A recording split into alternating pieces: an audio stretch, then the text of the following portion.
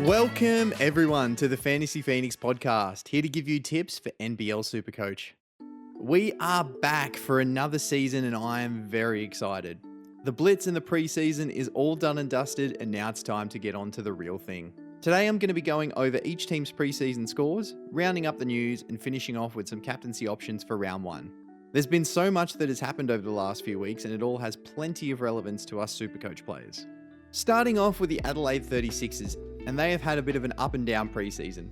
Star recruit Jarrell Martin's going to be missing the first few rounds of the season with a foot injury. The bigger news about this is that NBA journeyman Montrezl Harrell has signed on as his injury replacement. He is coming off that serious knee injury that kept him out of last year's NBA season, but if he can hit his straps, things could get very interesting from here.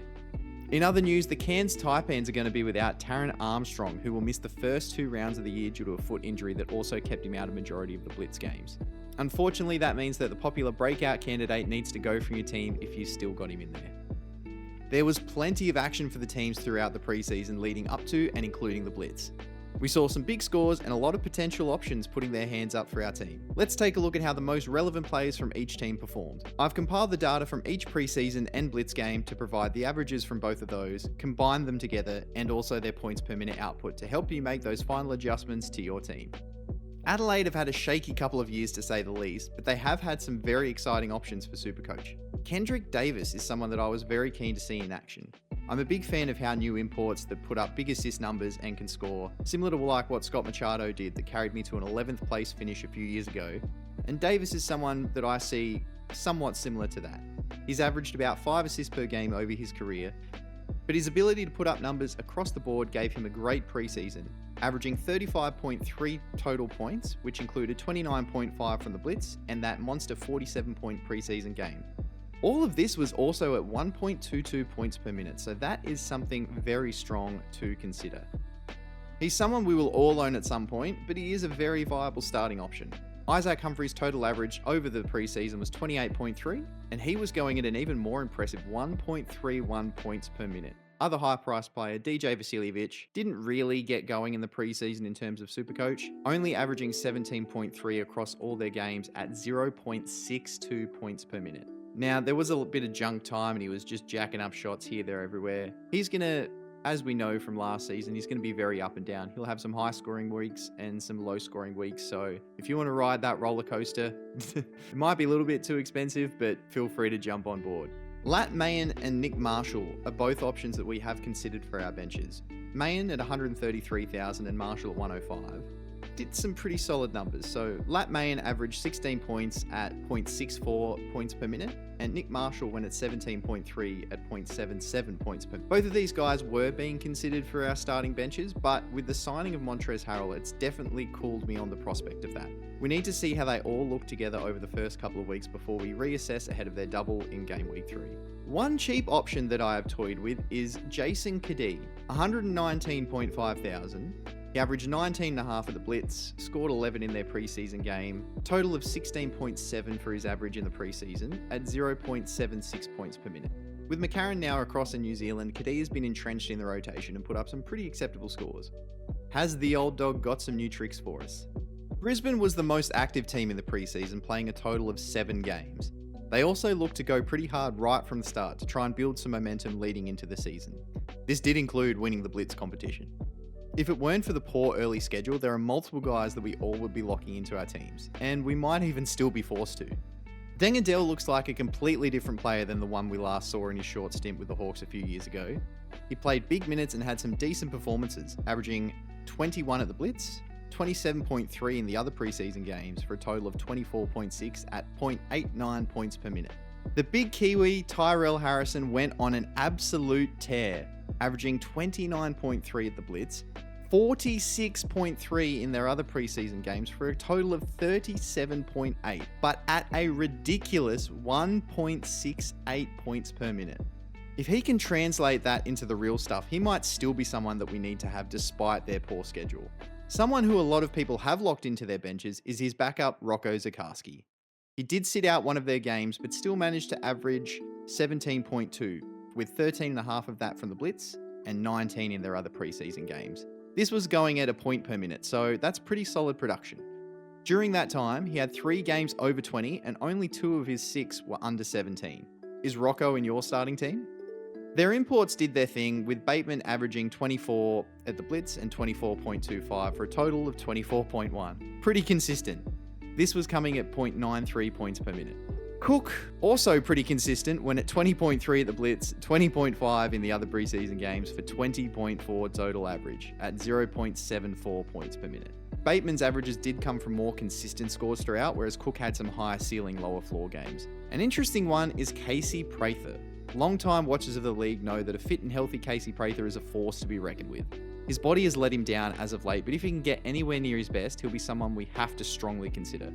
He's cheap, has DPP, and had some nice performances at the Blitz. There, he averaged 25. 9 was his average in the other preseason, but he didn't play all of those games, and that gives him a total average at 21 points at 1.06 points per minute. I think there are better bench options early, but our hands may be forced before his price changes in round 3. Unfortunately, we didn't get to see the Taipans at their best with the injury to Armstrong, who only played the 1 game. Things have gotten so bad for them, in fact, at the point guard spot that they had to sign Tad Dufelmeyer as an injury replacement just to have a facilitator. One highlight from them, however, was Tanner Groves. The big bearded man put up some great numbers at the Blitz, averaging 30 points. He's someone you could potentially start and rotate for week 2 to be ready for the price rise and doubles in game week 3. Fellow imports Bradshaw and Edwards also showed some flashes, with Bradshaw going at 26.3 at 0.86 points per minute, and Edwards going at 19.7, 0.72 points per minute. I'd prefer Bradshaw over the 2, but at least we get a chance to look at them over the first 2 weeks. There's been some preseason hype for potential cash cows. Kyron Galloway, who went at 11 points throughout the Blitz at 0.59 points per minute. Jonah Antonio, 14 points at 0.81 points per minute. And AK Gak, 11.3 points at 0.65 points per minute. I don't think we've seen enough from any of them, especially with the unpredictability of Adam Ford. Keep an eye on them though, because they could be options come round 3. Now we're at my boys, the Illawarra Hawks. There are some very relevant SuperCoach options from the Hawks, starting with the big man, Sam Froling. He's got a high price tag, coming off a good year last year. He averaged 23 at the Blitz, 28 in their other preseason games for a total of 24.3. But this was all at 1.13 points per minute. Froling doesn't need to fight for his minutes or prove himself in the preseason, so I definitely think this is unders for the kind of production we'll see from the big man. He might not hit the heights that Damon Lowry wants him to, but hopefully he can get somewhere near that. Tyler Harvey was his normal shot-making master throughout the preseason, averaging 27.3 at the Blitz and 27 in their other preseason game for a total average of 27.3. This was going at 1.06 points per minute. I think the upgrade at the PG spot should see him have a pretty solid year this year.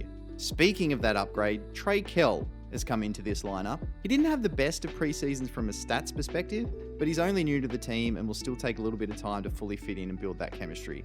We know he can score big in SuperCoach, putting up a triple-double against his new team last year, one of the many reasons they really wanted to bring him in.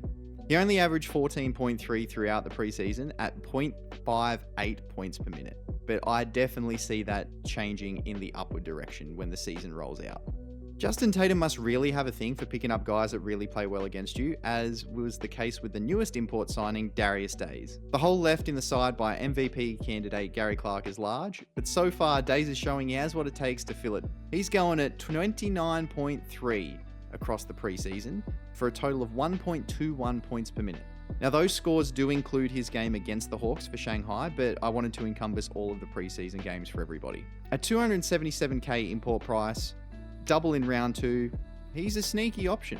Now we come to 2 of the most relevant players in SuperCoach, starting with Lockie Ulbrich. Ulbrich has had a brilliant offseason, winning the NZ NBL MVP with some huge numbers, averaging well over a double-double, and he didn't slow down when he rejoined the Hawks, averaging 27 points across the preseason at 1.29 points per minute. He was my second pick player as soon as the game opened, and he has the potential to be the biggest cash cow of the year. If he's not in your side, you probably need to have a good look at that. My first pick player, however, was his teammate Will Davo Hickey. He really took a step forward under Tatum, not only for his hustle and defense, but for his playmaking and scoring ability as well. During the preseason, he averaged 20.8 points at 0.97 points per minute. That includes a game where he led the team in actual points scored. So we know he can stuff the stat sheet, and he should only keep improving on what was a good year last year. We move on from 2 of the most relevant players to the most relevant team. Last year's runners-up, Melbourne United. The team looks a bit different losing their two premier big men as well as Luke Travers, but they still have some good weapons, starting with Delhi. We didn't see a lot of him in the preseason where he only averaged 14 points at 0.83 points per minute, but he has been someone that's been in and out of my team since the game opened. I think we're going to see a much higher production when the real season kicks off, and there's definitely worse options out there, but there could also be some more value in teammate Shea Illy. Illy went at 31 points over the preseason, which included a very nice ceiling game of 42. All of that while going at a whopping 1.27 points per minute. Fellow guard Ian Clark also showed that he still has it in him, and he's even cheaper again at 234,000. He averaged 20.5 points throughout the preseason at 0.82 points per minute, and he could also be an option for us. I will say for all of those guards that Chris Golding didn't play much in the preseason, so we didn't get to see a lot of them all together, so keep that in mind if you are looking at any of them. One of the biggest debates for me, and I'm sure a lot of others, has been between the two big men, Marcus Lee and Rob Lowe. Which one do we start with? Lee? Lowe? Is it both? Is it neither? Marcus Lee averaged 16.5 points at 0.91 points per minute, and Rob Lowe averaged 20.2 at 1.11 points per minute. They both had times where they were the preferred option for United and split the minutes across the preseason games accordingly. Lowe is slightly cheaper and provides DPP, whereas Marcus Lee has the higher ceiling. I'm still not sure which direction I'm leaning. Let me know down below which way you're thinking. Finally, we have Jack White, priced at 232,000 as a returning Aussie. He averaged 28.4 at 1.13 points per minute. That included some big ceiling games, and he couldn't have done any more to audition for our teams. We now shift across from the most relevant to the least relevant team, the New Zealand Breakers. The Breakers have some good SuperCoach options, but unfortunately they only played 2 games in the first 4 rounds of the season, so they're a bit of a wasteland for us to start the year. Parker Jackson Cartwright did his thing, averaging 29 points at 1.16 points per minute across the preseason. Mooney went at 29.3 at 1.14. Gillespie had some serviceable numbers, but he must have been getting dizzy, getting suspended for headbutting Sean Bruce.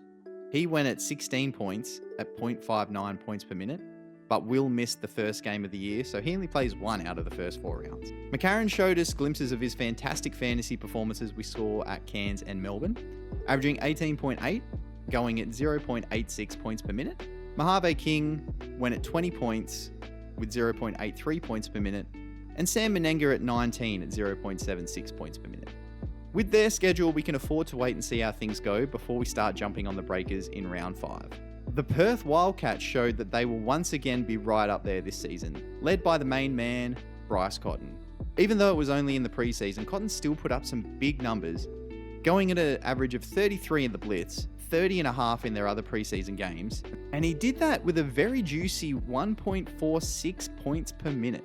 He presents a very tough choice of starting or avoiding the hefty price tag and spreading the value around. I wouldn't talk you out of either option. I currently don't have him, but that could come back to bite me big time. Doolittle didn't really show much, averaging 14 points across the preseason at 0.71 points per minute. But we saw last year that he was a bit of a slow starter, and then he really came along and was a must-have. Now we look at some interesting cash cows, starting with Ben Henschel. Henschel looked like the pick of the year in the SEM game early last year before JR just stopped playing him completely. He looks more confident and had a great preseason, averaging 27 points at 1.67 points per minute. Now that includes a monster 40-point ceiling game. He has DPP and is someone that we should seriously be considering. The other 69k option we need to keep an eye on from the Wildcats is Elijah Pepper. He had a very serviceable preseason, going at 21.8 points at 1.13 points per minute. With his high ceiling and the DPP, I prefer Henschel of the two, but I would not be surprised if Pepper forces our hand at some point throughout the year. Alex Sarr left as the number 2 draft pick, and Spanish sensation Almanza is hoping to follow in those footsteps.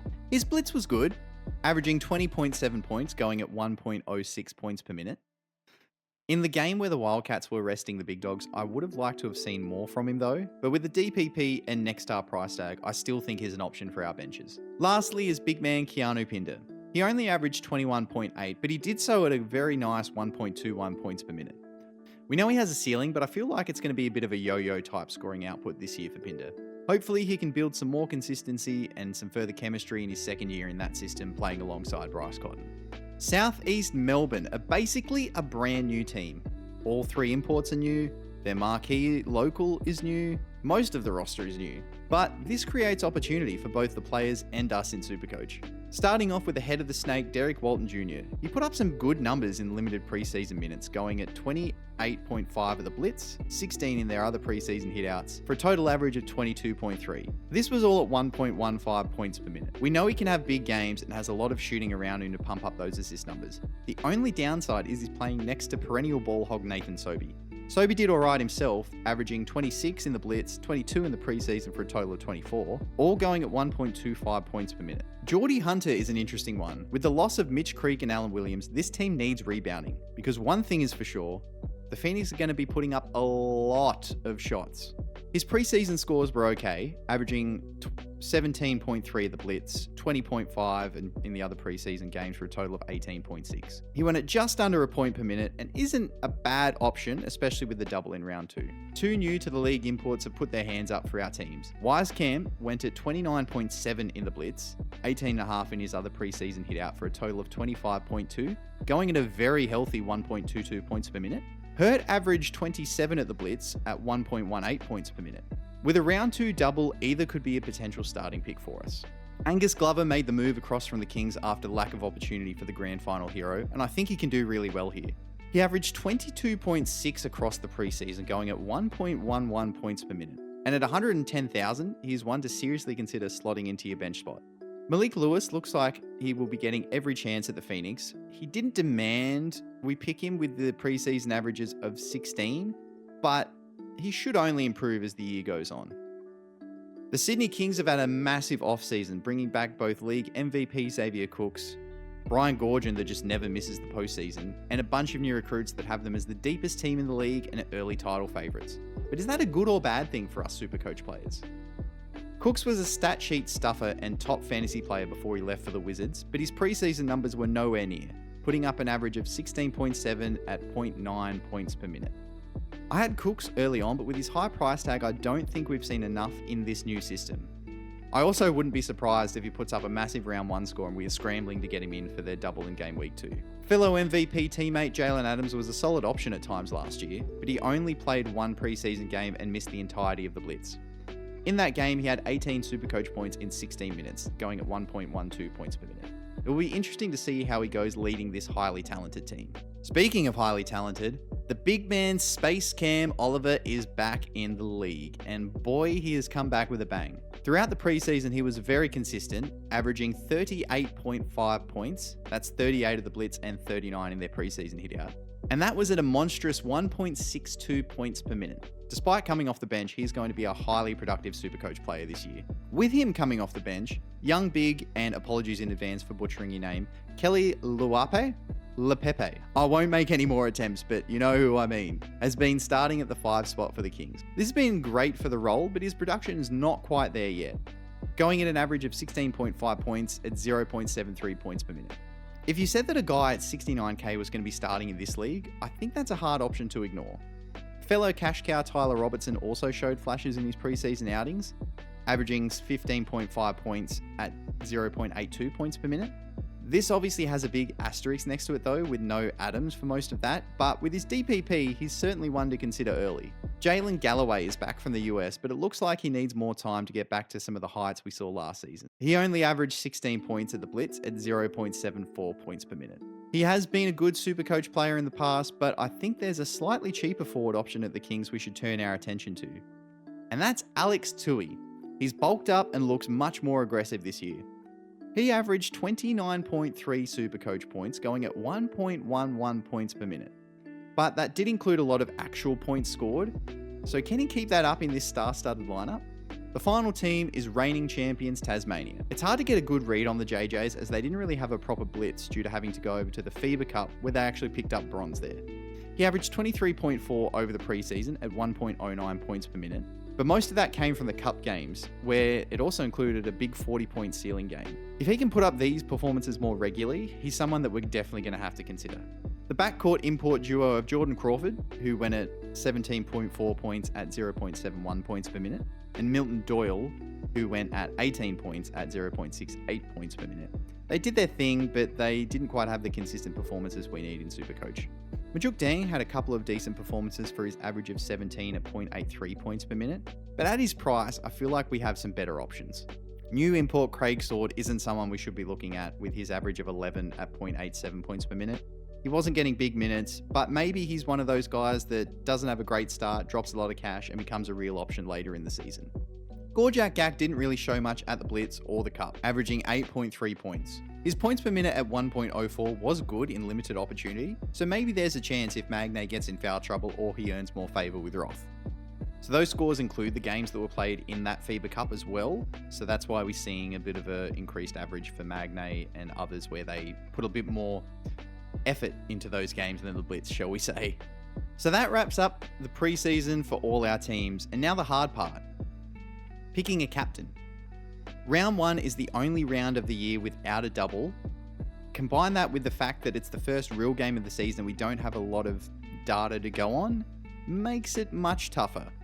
But these are the guys I'd be looking at for captaincy. Starting off with Bryce Cotton. Now this one is not only a no-brainer, but an absolute must if you have him. There's no way you spend that much money on someone and don't take advantage by captaining him. Add to that, he comes up against the Phoenix in what should be a very high-scoring affair. Could be a recipe for disaster for non-owners. Jack White. We've seen his ceiling and consistency, but I think he's also a serious captain option. The JJs are coming off that hectic travel schedule and high-intensity games that I think United players can really put up some big numbers on them. Add to that, they'll want to get revenge from the championship series last year.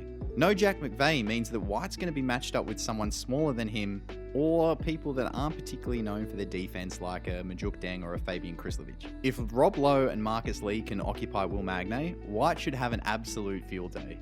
Sam Froling had a very solid season last year and should hopefully take another step forward this year. Cairns are missing key pieces at the point that I think will lead to it being a high turnover, high scoring game. Froling has many solid options around him to hopefully help with some assist numbers too, and that should help him have a good score.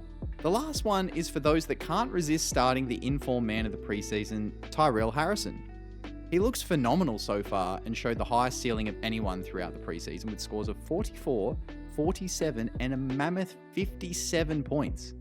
If you're going the pod play of Harrison, why not go the pod captaincy too? Some other guys that I also considered were Kendrick Davis, but that Kings backcourt defense just scares me away from that one. And also Derek Walton Jr. I don't think Perth will be a tough matchup for guards, but I'd like to see a bit more from the him and Sobey combination first before putting the C on him. Well, that's the first episode of the season down. Thank you so much everyone for tuning in. Hopefully that's helped you with your teams for round 1. If it has, please hit that like button and subscribe to the channel. It's very much appreciated, and I'll be doing regular content throughout the season, so it's the best way to stay tuned. If you have any questions, drop them down below, or you can also reach me on Twitter, or X, at @FantasyPhoenix_. If you search Fantasy Phoenix NBL or anything like that, I should hopefully be the first one that pops up. I'll leave a link in the description below. Speaking of in the description below, I'm also going to leave a league code. We've got some high quality players in the league, good finishes last year, so make sure to jump in and see if you can beat us. Good luck for round 1, trust your gut, and most importantly, this game's all about fun, so make sure you have fun and don't be too upset if things don't quite go your way. For example, last year I had Tyler Cook captained in that double game week for 10 when he got injured, and I still managed to get just outside the top 500 as an overall rank for the year. So you can still climb back even if things go wrong. Thanks again, everyone. We'll see you next time.